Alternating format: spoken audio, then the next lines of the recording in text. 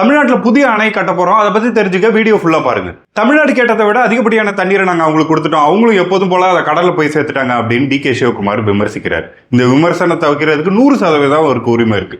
நீரை எப்படி சேமிக்கணும் அப்படிங்கிறதையும் நீர்நிலைகளை எப்படி பாதுகாக்கணும் அப்படிங்கிறதையும் நம்ம கர்நாடகாவை பார்த்து தான் தெரிஞ்சுக்கணும். கர்நாடகா 4 மிகப்பெரிய அணைகள் வச்சிருக்காங்க. தமிழ்நாட்டில் ஒரே ஒரு அணை தான் இருக்கு அப்படின்னு சொல்லியிருந்தாங்க. ஒன்னும் தெரியாம பேசாதீங்க தம்பி, கலைஞர் ஆட்சி காலத்துல 40க்கும் மேற்பட்ட அணைகள் கட்டப்பட்டிருக்கு அப்படின்னு கமெண்ட்ஸ்ல ஒருத்தவங்க சொல்லியிருந்தாங்க.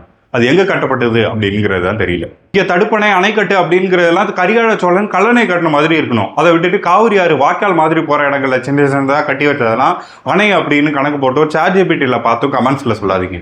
குறிப்பா நாகை, மயிலாடுதுறை மாவட்டத்தை சேர்ந்த மக்கள்கிட்ட கேட்டா தெரியும், திராவிட ஆட்சியாளர்களோட ஒவ்வொரு தேர்தல் அறிக்கையிலையும் கொள்ளிடம் ஆற்றின் நடுவே தொடர் தடுப்பணைகள் கட்டி தரப்படும் அப்படிங்கிற வாக்குறுதி டிஃபால்ட்டா எப்பவுமே இருக்கும். 70 ஆண்டு காலம் ஆட்சியும் பண்ணிட்டாங்க. ஆனா இதுவரை ஒரு தடுப்பணை கூட கட்டல.